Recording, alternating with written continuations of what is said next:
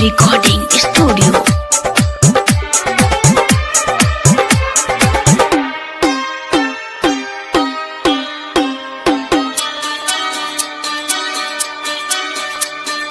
जानम नया साल में, जानम नया साल में अखिया से लोर हमारा बहल बा। कि तहारा भी ले रुमाल दिहल बा, हो तहारा भी ले रुमाल दिहल बा। कि तहारा भी ले रुमाल दिहल बा, हो तहारा भी ले रुमाल दिहल बा। कि तहारा भी ले रुमाल दिहल बा। जानम नया साल में, जानम नया साल में अखिया से लोर हमारा बहल बा। कि तहारा भी ले रुमाल दिहल बा, हो तहारा भी ले रुमाल दिहल बा। कि तहारा भी ले रुमाल दिहल बा, हो तहारा भी ले रुमाल दिहल बा।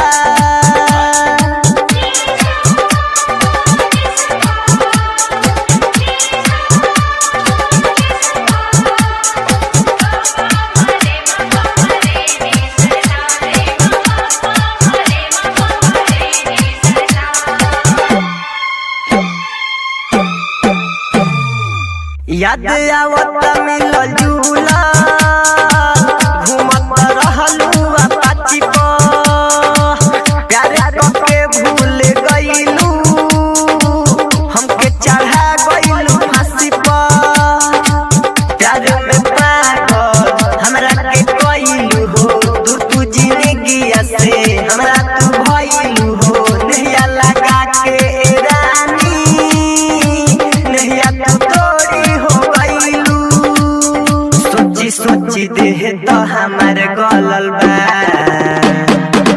कि तहारा भी ले रुमाल दिहल बा, तहारा भी ले रुमाल दिहल बा। तहारा भी ले रुमाल दिहल बा।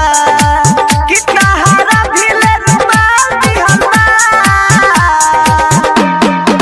कि तहारा भी ले रुमाल दिहल बा, हो तहारा भी ले रुमाल दिहल बा।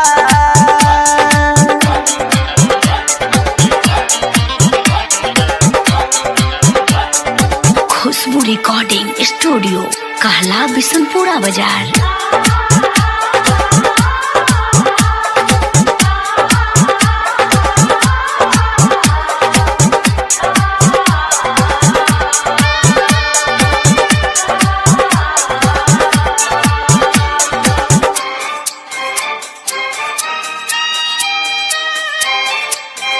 मिक्स बाय इमाम बाबू।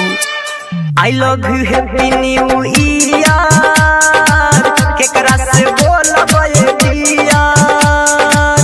टेंशन में चिंता फिकिर से दहिया भइल हमर पियर।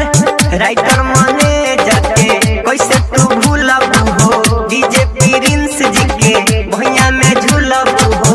भाई इमाम जी के दिल पर दुख के पहाड़ बाटे टूटल।